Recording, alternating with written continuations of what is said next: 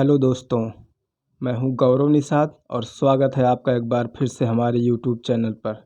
तो दोस्तों, आज हम पढ़ने वाले हैं हिंदुओं का सबसे पवित्र ग्रंथ मनुस्मृति।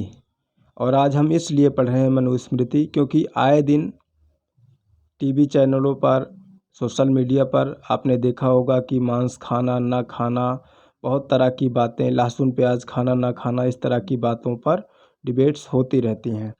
और अगर आप इसी देश में देखेंगे तो एक लंबे समय से एक जाति विशेष के लोग एक विशेष जाति के लोगों के साथ बस इसलिए भेदभाव करते आए हैं कि वो लोग मांसाहारी हैं, कि वो लोग मांस खाते हैं। तो आज हम बस वही पढ़ना चाहते हैं कि हमारे जो पवित्र ग्रंथ है मनुस्मृति, मांस के बारे में, खाने ना खाने के बारे में क्या कहती है, क्या आदेश दिया है इन्होंने। तो चलिए देखते हैं।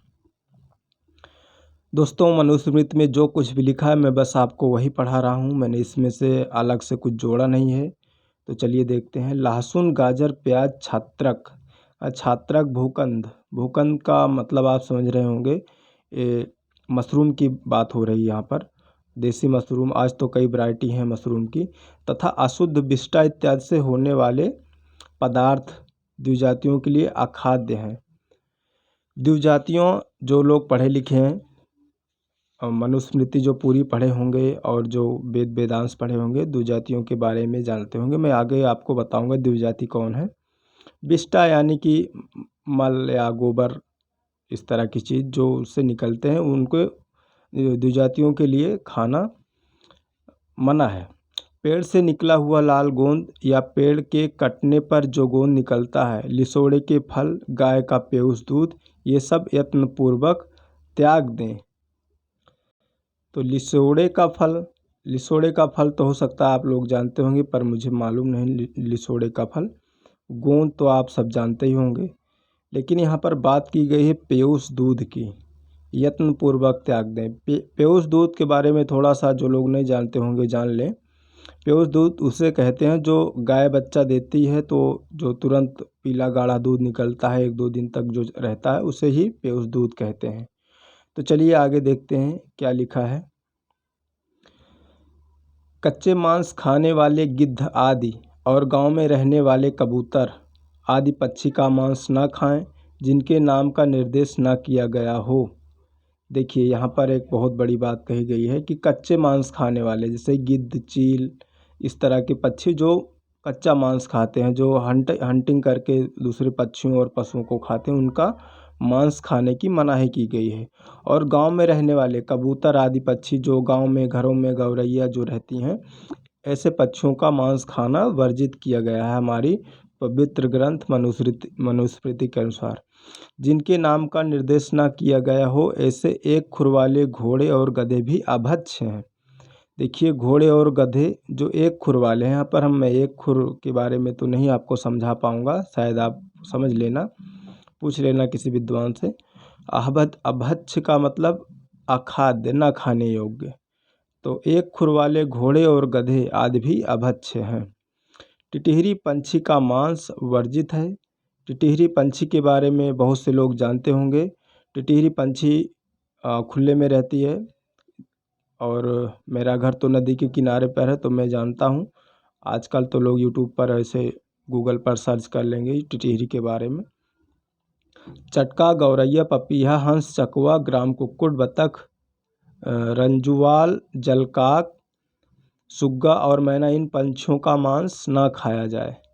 तो देखिए, ये बात तो सही है कि चटका, गौरैया, पपीहा, ये जो पंछी हैं बड़े ही खूबसूरत और बड़े ही प्यारे लगते हैं देखने में। तो शायद इसीलिए मना किया गया होगा कि आप इन चीज़ों का मांस ना खाएं। ग्राम कुक्कुट की बात करें तो ग्राम कुक्कुट यानी कि शायद यहाँ बात हो रही है ग्राम, गांव में जो पाली जाती हैं मुर्गियाँ, उनकी बात हो रही है। शायद वो गंदी होती हैं, गंदे स्थानों पर चुनती हैं, इसलिए उन्हें मना किया गया खाने के लिए। लेकिन जो पंछियाँ गांव में पाली जाती हैं, मुर्गियाँ जो गांव में पाली जाती हैं, वही कटकर एक दिन बाज़ारों में बिकती हैं, तो लोग खाते हैं।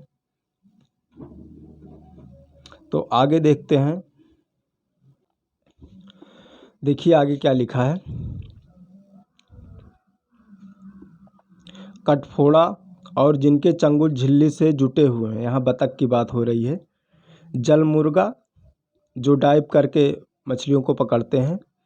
नख से बिदेड़ कर खाने वाला जो अपने नाखून से खुरच कर चीज़ों को खोद कर खाते हैं। बाज आदि और पानी में डूबकर मछली खाने वाला जो डाइविंग करके जल मुर्गी मछली को पकड़ती है, उसको मना किया गया खाने के लिए। बकुला वध स्थान का मांस और सूखा मांस वर्जित है, तो सूखा मांस भी खाने की यहाँ पर मनाही की गई है। बगुला बलक द्रोणकाक खंजन मछली खाने वाला जलजीव या मगरमच्छ खाने की भी मनाही की गई है। ग्राम सुकर और सब प्रकार की मछलियाँ ना खाएं। देखिए इन सारी चीज़ों को खाने पर मनाही की गई है। और आगे देखते हैं, जो जिसके मांस को खाता है वह उसका मांस खाने वाला कहलाता है। जो मछली खाता है वह सभी मांसों को खाने वाला होता है, इसलिए मछली ना खाएं। पाठीन बुआरी और रोहित रोहू मछली का पर्यायवाची रोहित है, तो इसलिए मछली हव्य कब्य के लिए प्रशस्त की गई है। राजीव सिंहतुंड और चोटे वाली मछलियाँ खाद्य हैं। चोटे शायद सल्क की बात हो रही होगी, जो मछली पर सल्क होता है। चोटे का मतलब तो मुझे पता नहीं है। सिंहतुंड, राजीव ये भी शायद मछलियों की प्रजाति होंगी। तो इन सारी मछलियों को खाने की बात ना खाने की बात की गई है। अकेले चलने और रहने वाले सर्पादि जीवों को भक्षों में कहे गए वे पक्षी जो परिचित ना हों और नख वाले प्राणी वानर आदि को ना खाएं। यानी बंदर जो पशु पक्षियों के बारे में आपको जानकारी ना हो उनको खाने की मनाही की गई है। पचनखियों में सेध, शाही, गोह, गेंडा, कछुआ और खराहा तथा एक खुर और दांत वाले पशुओं में ऊंट को छोड़कर बकरे आदि भक्ष्य हैं, ऐसा कहा है। देखिए अगर यहाँ पर ऊंट को छोड़ दिया जाए तो बकरा और खराहा, कछुआ, गोह, शाही, सेध तो नहीं जानते, लेकिन शाही यहाँ पे हिंदी का उसका शुद्ध नाम है सेही, यानी कि पार्क्यूपाइन। गोह यानी लिजर्ड, जो छोटी वाली बड़ी वाली लिजर्ड होती है, उसको खाने की यहाँ इजाज़त दी गई है, ऐसा लिखा है, आप देख सकते हैं। तो मैंने इसमें से कुछ जोड़ा नहीं है। और इसमें ऐसे बहुत से चीज़ बताए गए हैं खाने न खाने वाले, जो कि आज के समय में वो विलुप्त प्रजाति में आते हैं और उन पर सरकार ने बैन किया है। तो मेरी आपसे ही उम्मीद है कि आप इन चीज़ों को ना खाएं जिनसे कानूनी व्यवस्था भंग हो, तो खाने वाली ही चीज़ें खाएं। और मेरा मानना यह है कि अगर आपके पास खाने के जब आज समय बहुत सारे विकल्प मौजूद हैं, तो ऐसे पशु पक्षियों को ना खाया जाए जो विलुप्त की कगार पर खड़े हैं। तो खाने के जो बहुत सारे विकल्प हैं, आप उनका भरपूर उपयोग कीजिए, लेकिन ऐसी चीज़ों को ना खाइए जो कानून की रूप से बैन किए गए हैं। और आगे देखते हैं, खाने योग्य प्राणियों को खाकर ही दोष भागी नहीं होता, क्योंकि ब्रह्मा ने ही खाद्य और अखाद्य दोनों का निर्माण किया है। देखिए यहाँ पर एक बहुत बड़ी बात लिखी हुई है कि खाने से ही आदमी को दोष नहीं लगता है, क्योंकि ब्रह्मा ने ही खाने और खादक दोनों का निर्माण किया है। कि मतलब जो खाएंगे या ना खाएंगे,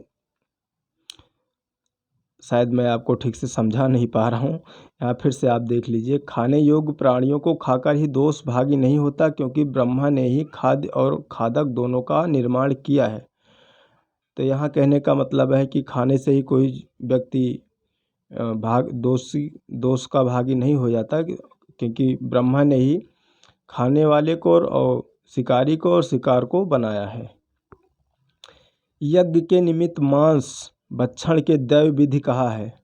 देखिए यज्ञ में यहाँ मांस भक्षण की बात की गई है। दैव विधि यानी कि विधि विधान से, नियम कानून से, पूजा पाठ के तहत उसको शायद यहाँ दैव विधि की बात की जा रही है। इसके विरुद्ध मांस भक्षण की प्रवृत्ति राक्षसी विधि है। अगर आप दैव विधि के अनुसार मांस खा रहे हैं तब तो वो ठीक है, वो धार्मिक एंगल से ठीक है। लेकिन अगर आप दैव विधि के अलावा मांस भक्षण कर रहे हैं तो ये राक्षसी विधि है, ये सही नहीं है खाना, ऐसा हमारी मनुस्मृति कह रही है। खरीद कर या स्वयं कहीं से लाकर या सौगात की तरह किसी का दिया हुआ मांस देवता और पितरों को अर्पित कर खाया तो खाने वाला दोषी नहीं होगा। देखिए दोस्तों, यहाँ पर बहुत बड़ी बात लिखी हुई है कि यदि आपको कहीं से गोश्त या मांस सौगात में मिलता है, गिफ्ट में मिलता है, और क्या लिखा है कि यदि किसी का दिया हुआ मांस देवता और पितरों को अर्पित कर खाया तो खाने वाला दोषी नहीं हुआ। मतलब कि आप कहीं से भी जो मांस खरीद के लाएं या पा कर लाएं, तो देवताओं को अर्पित करके अगर खाते हैं तो वो किसी भी तरह से गलत नहीं है, आप खा सकते हैं, ऐसा इसमें लिखा हुआ है।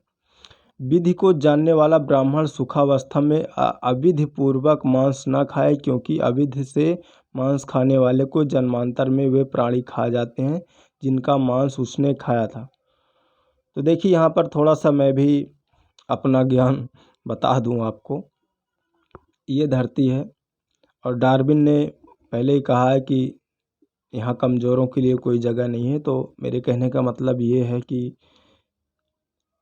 यहाँ पर एक ही रूल चलता है, अगर आपको जीना है तो दूसरों को मारना पड़ेगा, नहीं तो आपको कोई दूसरी व्यवस्था करनी पड़ेगी। बस यही एक रूल है। आगे देखते हैं क्या लिखा है।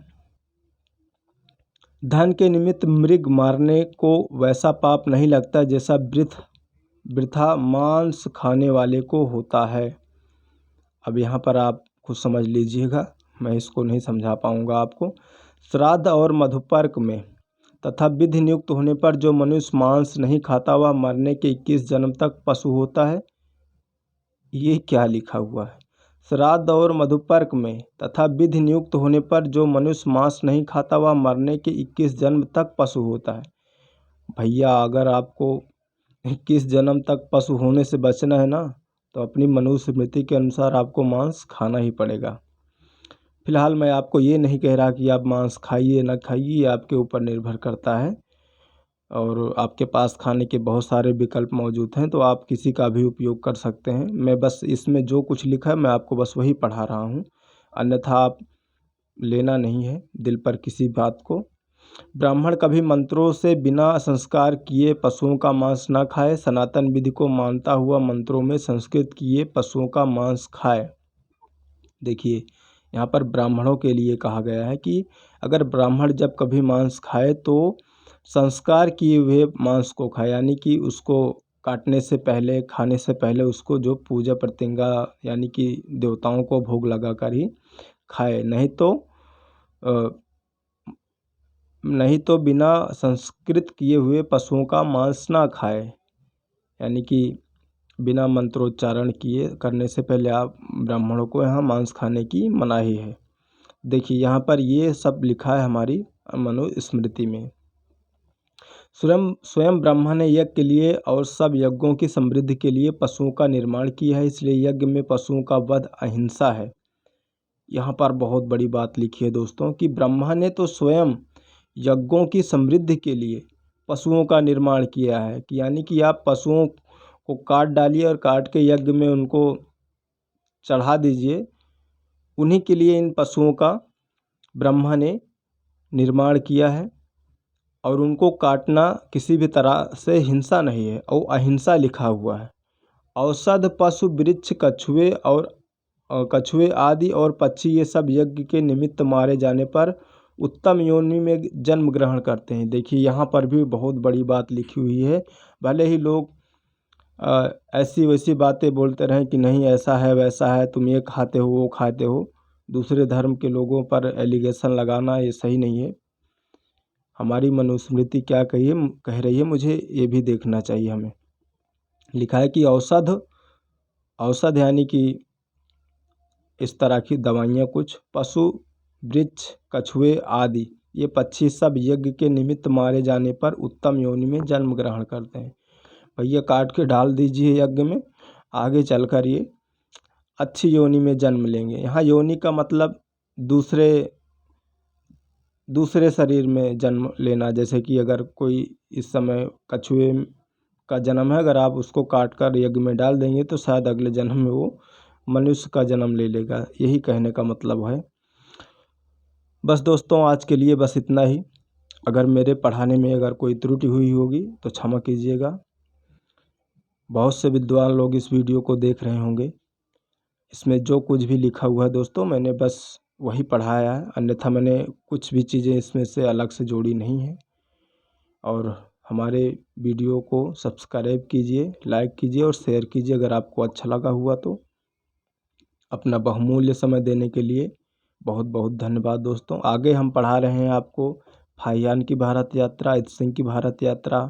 इस समय डॉक्टर बर्नियर की सीरीज चला रहे हैं, जब वो उनकी यात्रा विवरण का, तो आप उसको देख सकते हैं। बहुत अच्छी अच्छी बातें उसमें हमने आपको बताई हैं।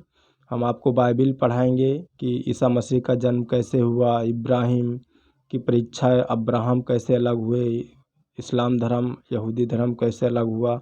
इन सब चीज़ों के बारे में आपको सटीकता से जानकारी देने वाले हैं अगले वीडियो में। और बस आज के लिए इतना ही। तो हमारे चैनल को दोस्तों सब्सक्राइब करिए। मिलते हैं अगले वीडियो में। जय हिंद, जय भारत दोस्तों।